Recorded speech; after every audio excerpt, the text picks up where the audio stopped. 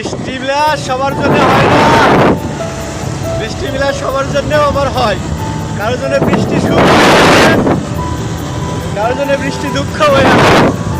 কিছু মানুষের জন্য বৃষ্টি তো অনেক সুন্দর, মনের কষ্টগুলা বৃষ্টির সাথে বৃষ্টির পানি হয়ে ধুয়ে যায়।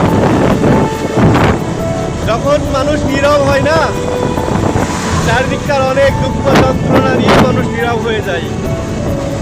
যখন মানুষ নিজের থেকেও বেশি আপ্রাণ চেষ্টা করে বোঝানোর জন্য যে আমি পরিস্থিতির অনুযায়ী ভালো নাই, চারিদিক থেকে কষ্টে আছি, চারিদিক থেকে দুঃখ কষ্ট বেদনার ভিতরে আছি, কিন্তু ওই মানুষগুলো বেশি কষ্ট দেয়। কাকে কষ্টের কথা বলবো?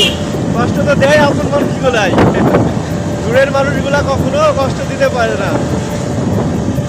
আমার এক কাকা আছে, কাকার একটা কথা আছে এরকম যে তোরা আমার কেমন বন্ধু বা তোরা আমার কেমন আপন মানুষ, তোরা যদি আমার পাছাই না মারিস। কথাটা শুনতে খারাপ হলে অনেক কাজের। সে সুন্দর লাগছে বৃষ্টির দিনটা, মনের মধ্যে এক রাস কষ্ট। এই জন্য এই রাস্তার মধ্যে আবার সবাই, এজন্যই বলি মনের কষ্টগুলা মনের মধ্যে একা একাই পুষে রাখা ভালো।